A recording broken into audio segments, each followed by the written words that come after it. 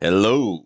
It is I, once again, the Bruce Wayne of Azure Lane, and it's official Milkman apparently now. Anyway, I've been wanting to make this video for a while. I've been trying to actually organize this video, and instead I decided to turn it into a series of videos. So these are ships not yet in Azure Lane that I would like really to see added into Azure Lane with great attention to detail and great care and basically some TLC. Anyway, let's get the obvious ones out of the way first.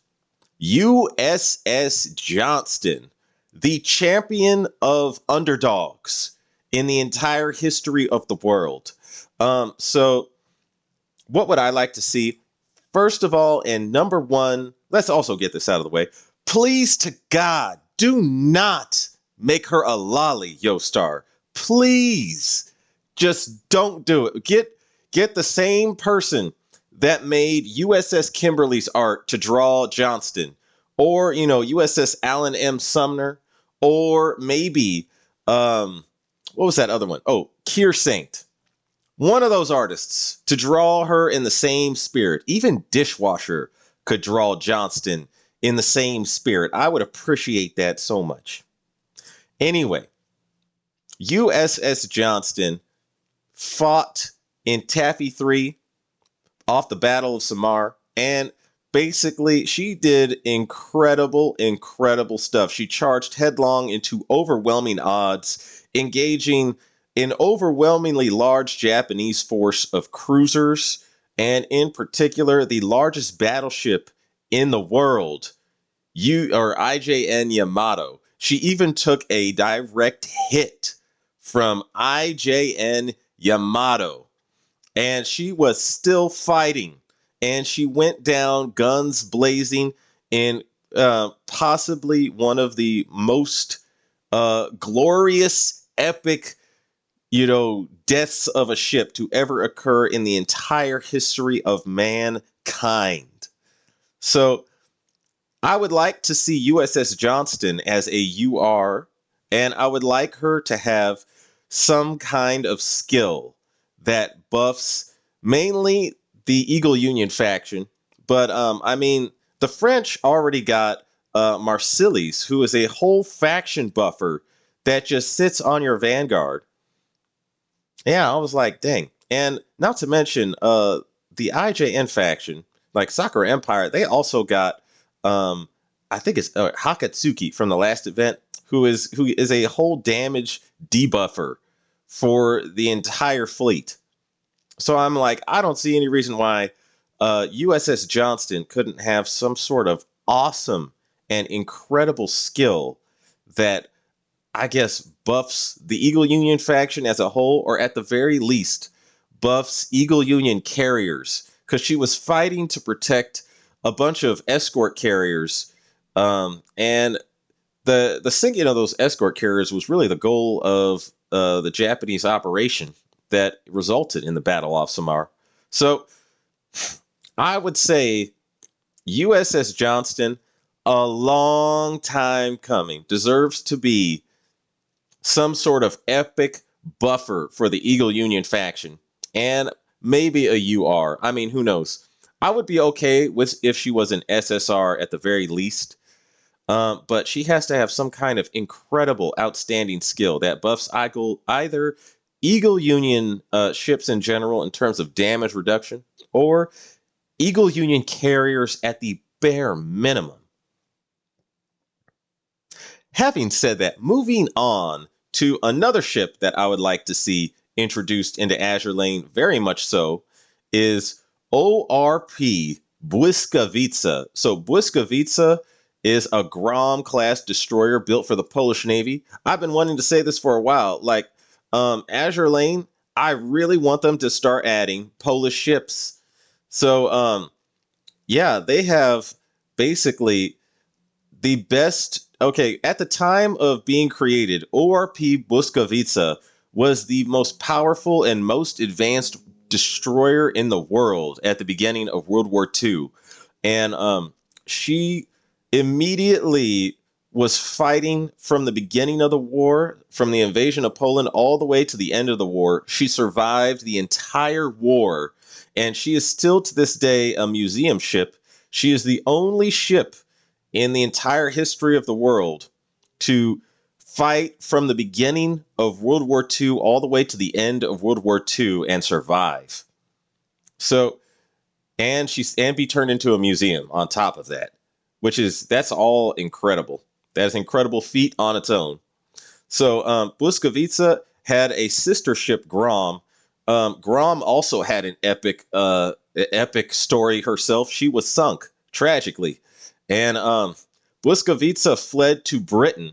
And when she was in Britain, she started fighting the war from Britain, and they would use her to escort convoys coming in from the United States to Britain, mainly because she had an incredible top speed and she could actually keep up with the convoy ships, which was something that a lot of destroyers couldn't do at the time.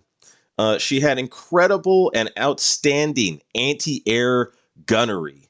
So get this. She was guarding a town, or no, she was built in, I think it was a British town of West. I need to find the name of this town. West Indies or something like that.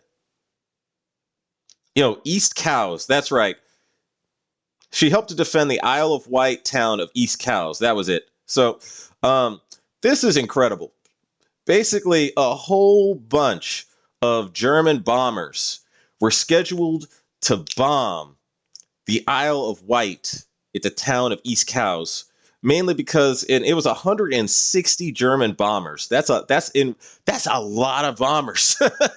So, and the Polish commander of Błyskawica at the time, he was told specifically to completely offload the ammunition of Błyskawica, mainly because it was a hazard to have her having all that ammo while she was in port there, and they were doing some maintenance on Błyskawica. So the Polish commander completely disobeyed that order and kept all the ammunition in the guns. And right at that time, the bombers flew over and they started their bombing run. And Błyskawica immediately, the captain went over and said, "Everybody, man all the guns and fire everything we have in the air." And Błyskawica fired. Also, Błyskawica laid a smoke screen that covered the town of East Cowes at the same time. So, both of these actions together made the town obscured to the bombers, and it made them have to fly. The anti-air ended up being so powerful and so much that the bombers thought there was a whole lot more artillery in the town, and they had to lift up and start their bombing run from higher, which decreased their accuracy. And then when the smoke screen covered the town, it made them unable to see, and very few bombs at all actually hit the town, and very little damage was done. So Błyskawica entirely saved this town all by herself. And that is astounding on its own. Having said that, she also participated in several sub-hunting operations. She replaced HMS Lightning in the fleet after she was sunk by E-boats. And then on top of that, she got into a skirmish with several other. It was a skirmish where British destroyers attacked German destroyers, and the British destroyers came out on top, and Błyskawica aided in that skirmish against the German destroyers. So Błyskawica has one hell of a war record. She did pretty much everything possible that a destroyer's job was to do in World War II, and she survived the entire war. I believe Błyskawica deserves UR status also. I don't know if they'd give it to her. I could understand her being like an SSR. And what capabilities would Błyskawica have in Azur Lane? Obviously, astounding anti-air would be one. A smokescreen for sure would be another. She should have incredible durability, and also her main gun efficiency should be extremely good, because she actually had some heavy gun armament for a destroyer at the time. So I would say, yeah, she should actually be a top-notch destroyer as far as skills go. I don't know. There's a whole bunch of stuff you could. I would like her to actually be able to take advantage of Royal Navy buffs. Like maybe she could take advantage of every Royal Navy faction buff while she's at it. But yeah, she is an excellent destroyer, all around destroyer. She should be given some excellent treatment by Azure Lane. Also, please don't make her a lolly. She's a big destroyer. There's no reason she cannot be given the same treatment as Kier Saint or Kimberly or Alan M. Sumner. Anyway, moving on to the next ship. Also another Polish ship, ORP Orzo. Orzo means eagle in Polish. Oh, and by the way, błyskawica means lightning in Polish. But ORP Orzo, an incredible submarine that has one of the most daring escape stories in the entire history of World War II. So, at the outbreak of World War II, when the Germans invaded Poland, she fled to Estonia. Estonia at the time was an ally of the Soviet Union who had also invaded Poland. So, the Estonians imprisoned the crew of this submarine when she docked at one of the ports because the commander of Orzo thought he could take advantage of a neutrality law at the time. And Estonia apparently did not give a F and locked them up. And the Polish crew actually waited until they had an opportunity to take. They waited until they had an opportunity to actually subdue the guards themselves. So there was two guards guarding the gate where Błyskawica was being, or not Błyskawica, Orzo was being held, and the crew was being held close by. So evidently there was a changing of the guard. There was some opening that they took advantage of. They grabbed both of the guards, beat them up, tied them up, broke into the yard back to their submarine. And they found that most of the armament had been removed from the submarine, except for the torpedo tubes inside the torpedo already loaded, because those were too hard for the Estonians to get out. But what they did manage to do was actually go into the submarine, start her up, and then immediately pull out of harbor. And the Estonians got all sorts of crap from the Soviet Union once they found out that Orzo had escaped, because the Soviets wanted that submarine as well. So Orzo then went over to Sweden, dropped off both those guards that they took, and they gave them cigarettes and beer drinking money in one of the most gentlemanly ways to let go of your captors possible. They then went to the British, and they went to fight the entire rest of the war from Britain. On one of her patrols, she actually never returned from her patrol, and to this day, we do not know where her wreck is. So she's most likely been sunk by a British or German sea mine. That's the theory behind it. She may have been sunk mistakenly by a British aircraft, tragically. So we don't actually know what happened to her, but yeah, if she was introduced into Azure Lane, she should have the highest evasion of any ship, any submarine at the very least, in Azure Lane. Yeah, she was primarily used as a mine layer, so I do not imagine her torpedoes would be highly effective. But Orzo was actually a very decent sub and has an incredible story. So I would highly recommend the devs put Orzo in Azure Lane.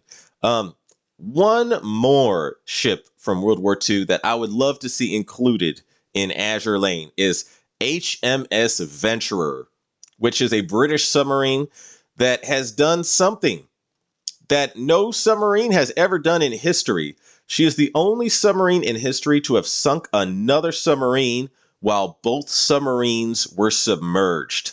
That is only submarine, at least that we know of, the only submarine on record to have done that. And so she sunk the German U-boat U-864, and yeah, she was basically, this is to have actually done this. The odds of being able to do this in World War II were like, you had to be lucky and you had to be good at the same time. It's ridiculous. that this has never, no one's ever done this before. But yeah, this submarine should be, in my opinion, the only submarine in Azure Lane that could shoot at other submarines. Think about that. Wouldn't that be nice to have in World 14? Like you just call in your submarine and your other submarine starts taking out the other submarines. That would be incredibly awesome. On top, yeah, I would say this sub. I could see this being a UR sub actually if they introduced her. Yeah, a submarine that takes out other submarines. Brilliant, brilliant, brilliant for the British. Moving on to another series of ships that I think would be awesome as meme ships at the very least. I mentioned this on the stream previously, but USS Akron or USS Macon.